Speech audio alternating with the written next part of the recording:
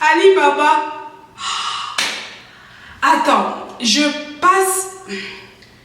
suis tranquille, je reçois le message d'une personne.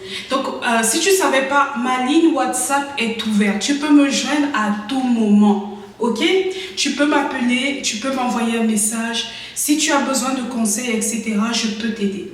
Donc là, je viens de recevoir un message d'une personne qui s'est fait arnaquer sur Alibaba. Qui s'est fait complètement arnaquer. Qu'est-ce qui s'est passé? Attends, je t'explique. Donc, cette personne me dit, elle a fait des achats. Donc, elle a acheté sur Alibaba. Elle a contacté un transitaire. Et elle a demandé à son fournisseur d'envoyer des marchandises de ce transitaire, du fournisseur vers le transitaire. Donc, son fournisseur, elle a passé la commande, les articles ont été prêts.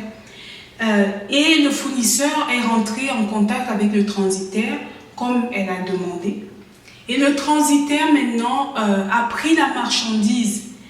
Le transitaire prend la marchandise, envoie la marchandise, il refuse d'envoyer la marchandise. Et là, elle m'appelle. Charlotte, je fais comment? Je n'arrive pas à envoyer ma marchandise. Qu'est-ce que je fais? Il a complètement bloqué. Je dis, je suis bloquée. Ma marchandise est prête, plus de 1000 articles. Et il refuse d'envoyer cette marchandise. Qu'est-ce que je fais? Je suis Charlotte, bienvenue sur Femme Smart Online. Sur cette chaîne, je donne des conseils sur le commerce en ligne, sur les achats sur Alibaba. Et dans cette vidéo, cette histoire est faite pour toi. Cette histoire, c'est juste un exemple d'arnaques qui peuvent arriver sur Alibaba. Comment t'en sortir? Comment te faire rembourser? Est-ce que tu peux te faire rembourser ton argent? Sans plus attendre, commençons. Alors, qu'est-ce qui est arrivé concrètement et comment est-ce qu'elle peut s'en sortir? Le principal problème que cette personne a, c'est de n'avoir pas payé directement sur la plateforme d'Alibaba. Donc, elle a demandé au fournisseur d'aller chercher les articles sans avoir payé. Donc, il n'y a aucune trace de leur transaction. Elle a rencontré ce transitaire et a demandé d'aller payer sans aucune trace. Du coup, l'assurance commerciale d'Alibaba ne peut pas être mise en place. C'est quoi cette assurance commerciale? Est-ce que tu as besoin de payer en plus pour avoir cette assurance? La réponse est non. Pas besoin de payer. Pas besoin de payer en plus pour avoir cette assurance commerciale.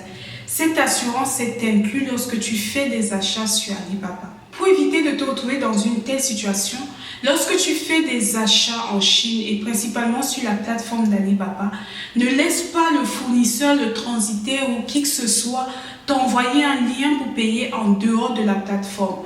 Ne fais pas de virement bancaire en dehors de la plateforme. Rassure-toi de payer, que ce soit par carte bancaire, que ce soit par virement, que ce soit par PayPal, etc. Rassure-toi de le faire directement sur la plateforme d'Alibaba. Et dans ce cas de figure, elle aurait pu se faire rembourser. Que dire? C'est dommage, mais là, elle n'a aucun retour. Alors que si, tout simplement, elle avait appliqué l'astuce de payer directement sur la plateforme d'Alibaba, elle aurait pu se faire rembourser. Si jamais tu es intéressé par les achats sur Alibaba, tu peux me contacter, soit tu regardes la formation que j'offre, qui est au tarif réduit de 59 000 francs CFA, ou alors tu as la possibilité de laisser mon équipe te mettre en contact avec des fournisseurs fiables et où tu pourras faire des achats sans risque d'être arnaqué. Si c'est ta première fois sur cette chaîne et que tu as aimé cette vidéo, merci de liker, de partager et surtout, contacte-moi si tu as des questions, si tu voudrais être accompagné dans tes achats sur Alibaba. À bientôt!